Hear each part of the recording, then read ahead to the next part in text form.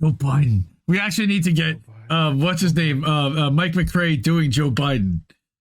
Because they're good. But here, it's time for labor's fortress. It's time to tap into labor's fortress of finance. What's the thing I talk about all the time, incessantly? We can't. Fortress of Solitude with Solomon Grundy and Solomon Grundy. Well, no. Okay. No. The fortress of finance. First of all, if you want to have a general strike, how are you going to make sure that these people can still eat and get paid and live? You need money. So, what are we talking about here? Well, unions this says. Well, no. This is not like, well, a little bit, but not really. So, despite the recent upsurge. Oh no, it's not. No, despite the recent upsurge in it absolutely will be. But worker militancy, union membership and density have been declining for decades. We know this. But a close look at labor's finances suggests that unions have the economic resources to potentially reverse this decline. What do you mean? Standard explanations for labor's decline blame are grossly unfair labor laws, full-scale corporate attack on organizing and collective bargaining, and economic trends, including the decline of manufacturing, of course. But labor is not a passive bystander. Unions have the resources to deploy new organizing and growth. They have chosen to pursue a defensive financial strategy instead. Consider the NEA. Since 2010, its membership has declined by nearly 300,000, while its net assets have more than doubled. The UAW has seen membership drop by 20% since 2007, yet over the last 3 years, less than 10% of its budget was spent on organizing. 25 years ago, John Sweeney was elected to lead the AFL-CIO after a vigorous debate about organizing strategy. Sweeney set out real organizing goals for the affiliate unions and proposed that they devote 30% of their budgets to organizing. Many of the affiliates rebelled, and the goal was quietly shelved.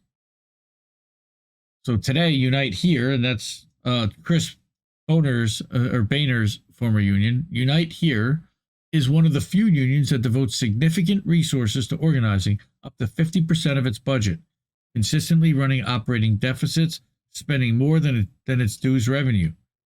As a result, it was one of the fastest growing unions. Yes, well, thanks, Rich. It was one of the fastest growing unions before the pandemic, increasing its membership by 34% from 2010 to 2019.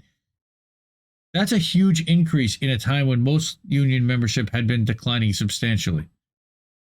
But here's what's interesting is that flush with cash. So in 2021, large unions booked $18 billion in revenue, mostly from dues, and spent $15.5 billion in operating expenses, which leaves a surplus combined of, let's do the math, $2.5 billion.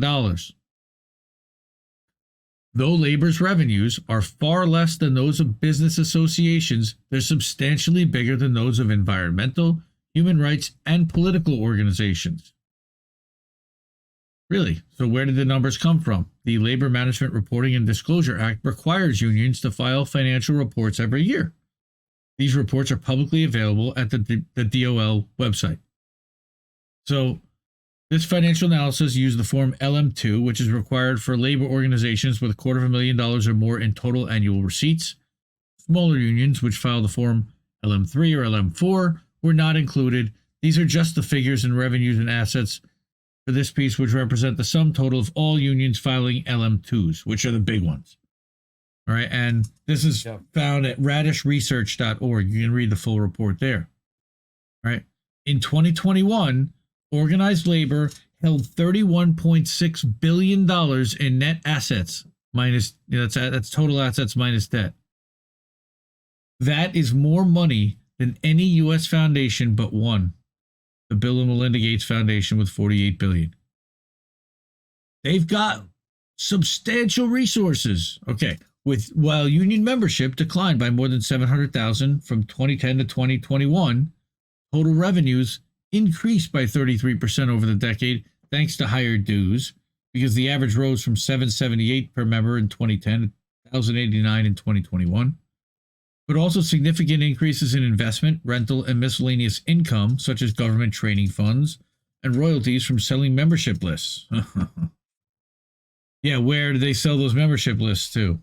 That's not cool. Right? Meanwhile, unions cut staff by 20%. Meanwhile, in the Fortress of Evil, at the unions, Fortress of Finance, in this case. Well, no, at the Fortress of Union headquarters, unions cut staff by 20%. They employed almost 25,000 fewer employees in 2021 than they did in 2010, a 20% decline in the workforce. All right, that's management positions in unions, however, of course, increased by 64%, and more than 10,000 union employees now earn salaries of over 125,000, which is good for them. That's a living sustainable wage in most cities. I'm happy for them, but I wish the workers were earning that and it was more balanced. Unions also paid out an average of $78 million a year in strike benefits during this time, which is less than 0.5% of net assets or revenues in most years. Overall, union spending increased only 18% over the decade. That's crazy. They took in all this extra money. They put nothing towards strikes. They put nothing towards spending on the union. And as a result, unions generated large budget surpluses, and their net assets more than doubled. If these trends continue, labor's assets could double again by 2031. So these figures suggest that labor had substantial assets available to deploy to new organizing and growth, but chose not to do so. I think we already kind of surmised that. Instead, to the degree it's pursuing any conscious strategy, the labor movement has followed the one laid out in a 2013 article by union researcher Richard Yeselon, Fortress Unionism. Yeselson, that's another mouthful, argued that due to the straitjacket of labor law and an uninterested working class, labor should not undertake lengthy and expensive campaigns to organize new sectors. Organizing workers takes too much time, he wrote, and it costs too much in money and staff resources to do so over that long period of time. He counseled that labor should work to buttress the areas in which it's already strong and defend the remaining high-density regions, sectors, and companies. Yeah, but that leaves tons of workers in the cold and screwed over, so screw off. No. I say no. Meanwhile, unions should wait for the workers to say that they've had enough, at which point workers themselves would militantly signal that they want unions. Yeah, that's going to happen, as you can tell from what's happening at Amazon. It's long past time to adopt a dramatically different approach. We shouldn't let labor hide behind the idea that it doesn't have the resources to fund large-scale organizing. It does. We should demand that our unions, from the local level to the AFL-CIO headquarters, back to the current upsurge with a massive investment, that they back the current upsurge with a massive investment of resources. Yes, training. Labor could theoretically afford to it. How about this? He's going to lay out, again, we don't just complain here. We talk about solutions. What can we do with this money? $3.5 billion. We can hire 20,000 new organizers. With union density hovering at 10% of the workforce, every established union has the opportunity to expand and organize within its industries, building upon its existing power. What else could they do? The real power is in the rank and filers, who could lead organizing campaigns. Labor has the finances to recruit and train these worker leaders who are hungry to be part of a larger labor movement and organize their fellow workers. The problem there is that the labor leaders don't really want these worker leaders, the rank and filers, to actually have power, because it reduces the power of the labor leaders. But they could also boost the funding of worker centers and independent unions, increasing grants and contributions to $1.5 billion. Currently, labor spends just $382 million on contributions and grants to outside groups, which is only 1.2% of its net assets. That's a disgrace. In contrast, foundations must pay out 5% to maintain tax exempt status. So they should at least be paying out 5%. So that's the logic of saying to go from 382 million to 1.5 billion, that's to go from 1.2% to 5%. That's just to keep up with tax exempt companies or tax exempt organizations. See, I knew Jimmy would be along. Hi, Jimmy. Many labor leaders would bristle at the comparison to foundations, right? Of course they would, since union assets belong to the members. Yes, true. But these assets are also the legacy of prior worker movements and struggles. And unions rarely win first contracts. Bristle. What? Okay, they cringe. What exactly is a bristle? I would say it's more a cringe. Many labor leaders would, well, again, I don't want to change Chris's words here, but I would say that it's cringe. They would cringe at the comparison to foundations, or they'd get angry, or they would get a little bit upset, or sandy or salty. All right, since union assets again become like porcupines. Got it. Oh, I could go out and become and be a thesaurus, but yes. Unions are rarely, again, win first contracts without support from other unions and social justice movements. So paying out as a foundation type of thing, again, unions should even probably get tax exempt status. I'd be okay with that more than churches. They at least support workers. Sure. The tens of millions of unorganized workers have no legal claim on labor's assets, but perhaps they have a moral claim. All right. They could also radically increase strike activity, spending $1 billion a year on strike benefits, which would be more than 10 times what unions currently spend.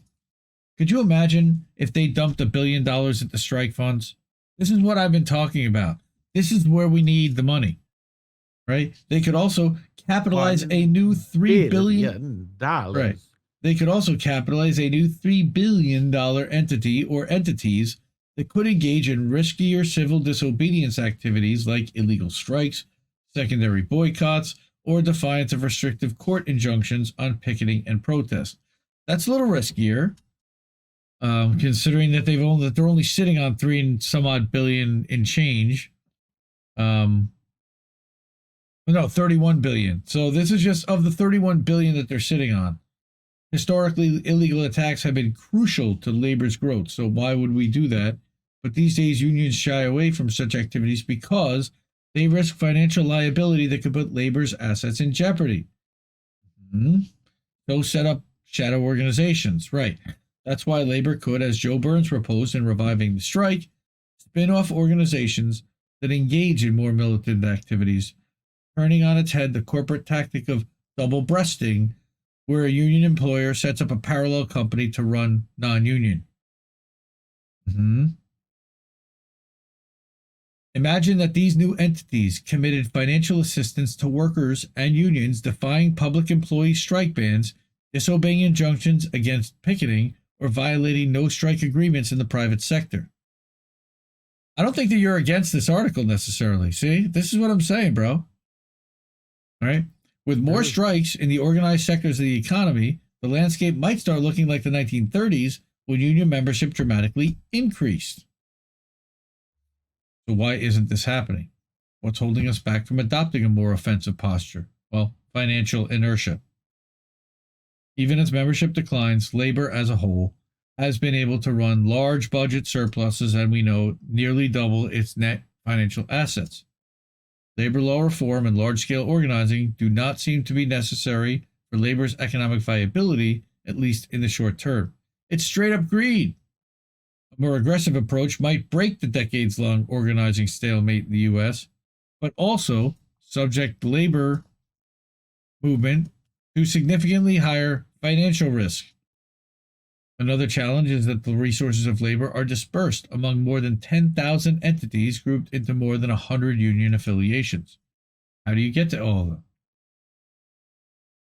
But even if even a fraction of these unions meaningfully increase their spending and deployment of assets, as the CIO, the Congress of Industrial Organizations, did in the 1930s, it could substantively affect the landscape. Now, again, shout out to Shadowban Refugee, who, of course, would say, yes, totally agree. And he would say, he'd yell Taft-Hartley, and he'd be like, this is ridiculous, and why are we even talking about this?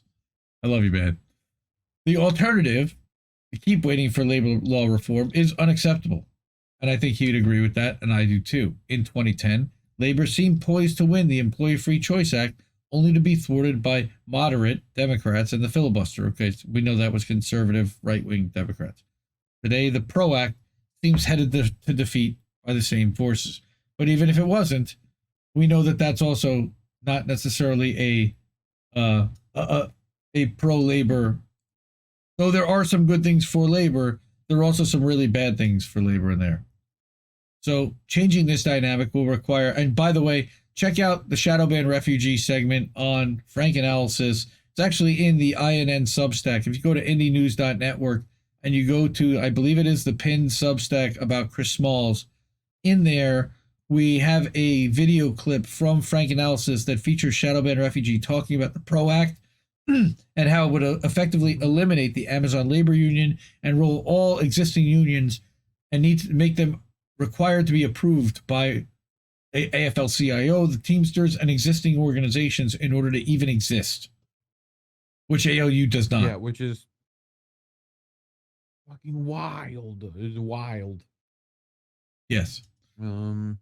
So, changing this dynamic will require labor to tear down the walls of fortress unionism, put its significant financial assets at risk, and fund a wide range of strategies to take advantage of the present historic moment. But, of course, we know this change is unlikely to come from the top. It's more likely to come from the workers, defying their union leaders to strike against global corporations, from reform movements for union democracy, like the carpenters did in Seattle, from public sector workers, even without formal unions, disobeying state bans on strikes, from members backing left candidates in defiance of union political directives, like what's happening with Will Lehman in the UAW right now, from independent unions defying conventional wisdom, like Starbucks Workers United and like ALU to a point, and from young workers impatient for change and intolerant of bureaucratic hierarchies. Also, shout out to the Trader Joe's union as well as to the Apple Workers Union. They're part of the CWA, an offshoot. And you've got the Chipotle Workers Union, and you've got the nurses that are killing it right now, and the teachers in Brookline and in Massachusetts that just won another concession. I mean, labor is really starting to move. Yes, Chris Smalls ain't doing shit no more. They've been, look, they lost in Albany. He's been fighting to stay relevant with Staten Island and expand, at least in the New York area. And again, we support the effort to unionize. We want to unionize Amazon, and he's up against a mountain of a company that has $1 trillion in Pinkertons at its disposal, and he needs help, and he's either not looking for it or not getting it, and it's sad. But I don't even want to talk about Chris Smalls. What I want to talk about here again is what's happening about these what's happening everywhere else in labor and what can be done with the assets and money that's already out there. That it is this constellation of forces that could follow the money and seize the assets from a labor movement that has failed to seize the moment. So the AFL-CIO Executive Board has approved an increase in per capita fees to raise $10.8 million for an organizing fund. What is this? The fund would increase the Fed's total spending next year to $105 million, which is a 12% increase from this year. But that total is still far below what the AFL-CIO was spending as recently as 2017. How interesting. They laid off dozens of staff as part of a restructuring in late 2017, inaugurating a period of reduced spending. A leaked budget for 2018-19 showed that the Federation was spending less than 10% on organizing. And that's, of course, our friend Hamilton Nolan over at In These Times reported, down from 30% a decade earlier. So what's going to happen to organizing when you spend 66% less? Even the new $10.8 million organizing fund is far less than the Federation spends on politics. Nevertheless, it's mildly encouraging that the AFL-CIO is increasing spending. I think they kind of have to. And if all labor is just followed its lead and increased spending by unorganizing by 12%, we'd be talking about almost $2 billion in new spending. Now, that could be something. That would be something.